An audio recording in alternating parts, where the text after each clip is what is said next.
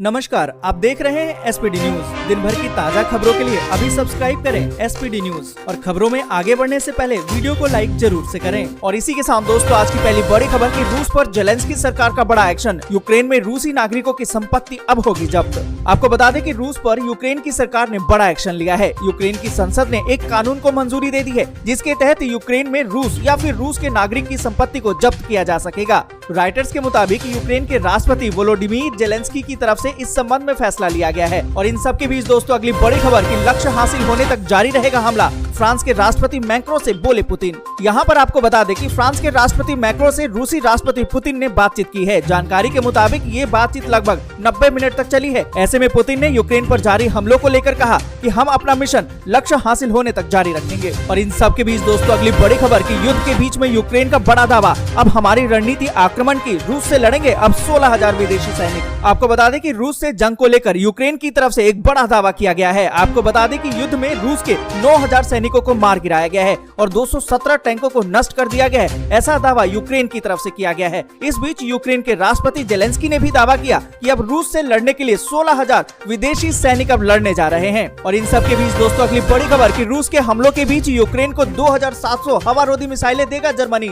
यहाँ पर आपको बता दें कि रूस और यूक्रेन के बीच में युद्ध आज भी जारी है। आज युद्ध का 9वां दिन है। दोनों देशों के बीच में गुरुवार को ही पोलैंड और बेलारूस की बॉर्डर पर बातचीत होनी थी। हालांकि इस दौरान रूस पूरी ताकत के साथ यूक्रेन के शहरों को अपना निशाना बनाता जा रहा है, जिसके चलते कई लाख लोगों ने यूक्रेन को छोड़ दिया है। ऐसे में दोस्तों, आपको बता दें कि रूस के हमलों के बीच में यूक्रेन को जर्मनी से बड़ी मदद मिलने वाली है। समाचार एजेंसी की तरफ से बताया गया है कि यूक्रेन को जर्मनी 2700 हवारोधी मिसाइलें देने वाला है। और इन सभी के बीच दोस्तों, अगली बड़ी खबर की मिसाइल हमले से चर्निहिव शहर के तेल डिपो में आग। यहाँ पर आपको बता दें कि यूक्रेन के शहरों में रूस की बमबारी जारी है। अब चर्निहिव शहर में एक मिसाइल का अटैक हुआ है, जो तेल के डिपो पर गिरा है, जिससे कि वहां आग लग गई है। और इन सभी के बीच दोस्तों, अगली बड़ी खबर की यूक्रेन से एक बड़ी संख्या में पलायन। यूएन बोला एक हफ्ते में 10 लाख से ज्यादा लोगों ने छोड़ दिया देश। आपको बता दें कि रूस लगातार यूक्रेन पर हमला कर रहा है। राजधानी कीव और खार्किव के अलावा रूस की मिसाइलें कई शहरों को अपना निशाना बना रही है। इन हमलों में यूक्रेन के कई नागरिकों की जान भी चली गई है।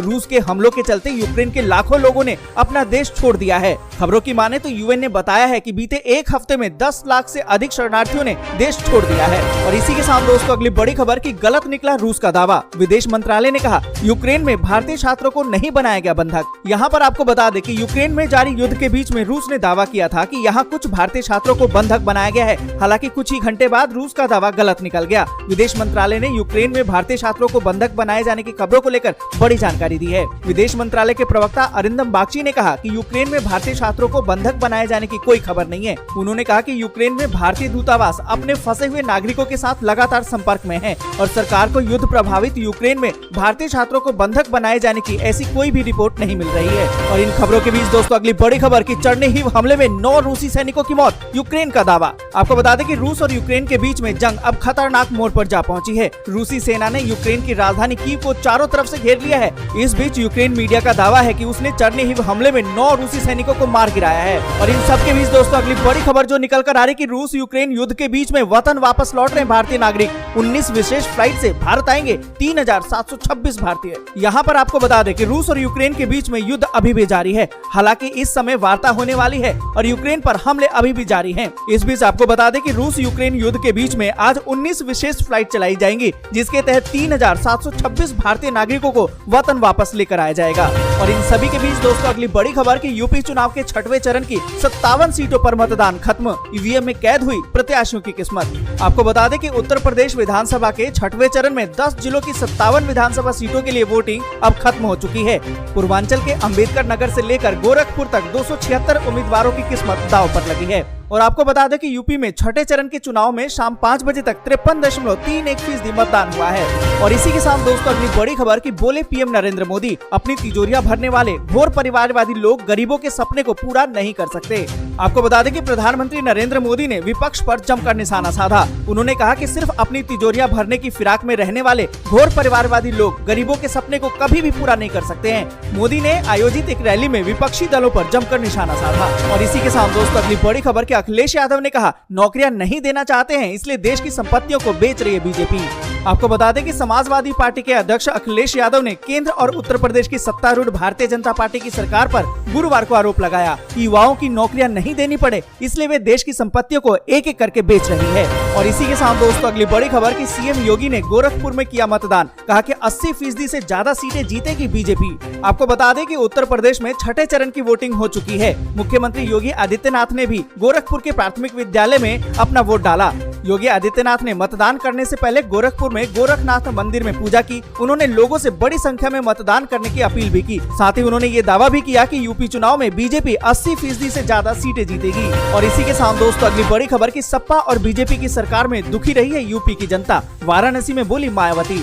आपको बता दें कि बहुजन समाज पार्टी की मुखिया मायावती ने गुरुवार को यूपी के वाराणसी में जनसभा को संबोधित किया। यहाँ मायावती ने कहा कि कांग्रेस के बाद सपा और बीजेपी के शासनकाल में भी यूपी की जनता दुखी रही है। मायावती बोली कि बीएसपी अकेले अपने दम पर सभी सीटों पर चुनाव लड़ रही है। वो बोली कि बीएसपी पूर्ण बहुमत के साथ सरकार बनाने के लिए इस चुनाव में उतरी है। उन्होंने कहा कि पिछले कुछ सालों में धर्म के नाम पर प्रदेश में सिर्फ तनाव तो अगली बड़ी खबर कि अब रसोई गैस सिलेंडर के दाम भी छुएंगे आसमान। विधानसभा चुनाव के बाद बढ़ेंगे एलपीजी के दाम। आपको बता दें कि पेट्रोल डीजल के बाद अब घरेलू रसोई गैस सिलेंडर की कीमतें बढ़ने वाली है और ये आम लोगों को झटका देने वाली है। लगातार हो रहे घाटे को देखते हुए तेल कंपनियां 5 राज्यों में हो रहे विधानसभा चुनाव के बाद एलपीजी की कीमतें बढ़ा सकती हैं। सार्वजनिक क्षेत्र की तेल कंपनियों ने रसोई गैस की कीमतों में वृद्धि कर दी है। कमर्शियल गैस सिलेंडर की कीमतों में 105 रुपए का इजाफा किया गया है। दरअसल रूस यूक्रेन युद्ध को देखते हुए कच्चे तेल की बढ़ती कीमतों को देखते हुए तेल कंपनियों ने कमर्शियल गैस सिलेंडर के बाद अब घरेलू रसोई गैस सिलेंडर के दाम भी बढ़ा सकते हैं।